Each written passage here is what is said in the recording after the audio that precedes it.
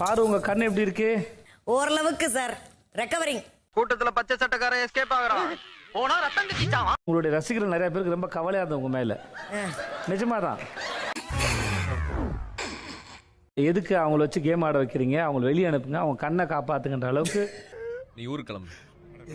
நீ ஊருக்கு கிளம்புன்னு மீடியால இருந்து உங்களுக்கு தெரியாதா? அவ்வளோ இருந்தா எவ்வளவு பெருசா ஊதுவாங்க உங்களுக்கு தெரியும்.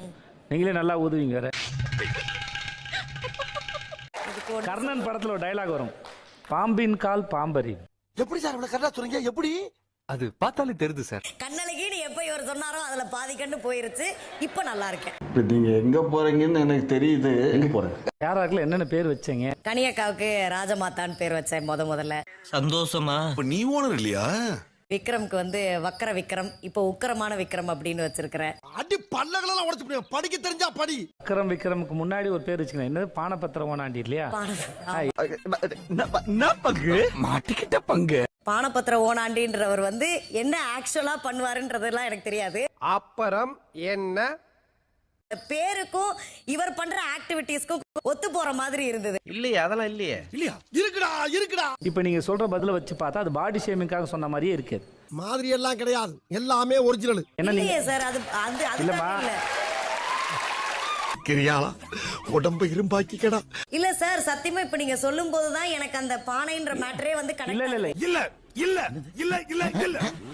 நான் சொல்லும் போது ஐயோ இல்ல இல்ல ஒரு நிமிஷம் பாரு பாரு பாரு பாரு. ஹலோ பிரதர், புரிஞ்சுக்கங்க, நான் தான் போன்ல பேசிட்டு இருக்கேன்ல. பாரு இங்க கொஞ்சம் பாரு பாரு இங்க பாரு.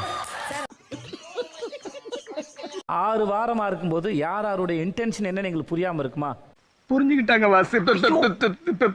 நீங்க அவரை பண்ணது பாடி ஷேமிங் தான். இன்னொரு தடவை யாருக்கும் தெரியாதுன்னு நினைச்சு நான் ஏத்துக்க மாட்டேன். தப்பு தான் அது. சமாளிக்கலாம் நினைச்சு ஒரு வேலையை செய்யாதீங்க. ஒரு முறை அவர் சொன்னாருக்கு அப்புறமா நீங்க அவாய்ட் பண்ணணும். அதான் சரி. நான் மட்டுமல்ல, நீங்கள் ஒவ்வொருவரும். வக்கரம்னா என்னன்னு சொல்லுங்களேன். என்னுடைய புரிதலுக்கு அவர் பண்ண ஆக்டிவிட்டிக்கு நான் வக்கரம்னு சொல்றேன் சார். அதாவது வாய்க்கு வந்தபடி எல்லாம் பேசக்கூடாது. எதா இருந்தாலும் நியாயமா பேசணுமா இல்லையா? இது தமிழ் அகராதியில எப்படி இருக்குன்றது எனக்கு தெரியல.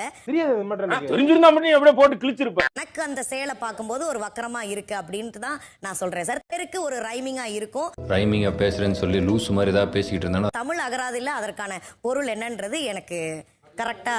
நீங்க ஒரு விஜே தானே? நீ சோறு தானே திங்கிற? அப்கோர்ஸ். இந்த மாதிரியான ஒரு ஷோல நம்ம இந்த மாதிரியான வார்த்தைகளை ஒரு 100-200 முறை சொல்லிக்கிட்டே இருந்தனா மென்டல் டார்ச்சர்ல நீ எதனா எசுக புசுகா பண்ணிட்டு அந்த ஷோல அது என்னவாக இருக்கும்? எப்படி இருக்கும் அது கேட்கறதுக்கு? எத்தனை முறை கேட்கறது? இது ஏன்டா மெல்ல கேக்குற? நல்ல சத்தமா கேட்க வேண்டியதானே? நான் அப்படி சொல்லியிருக்க கூடாது. என்னை மீறி ஒரு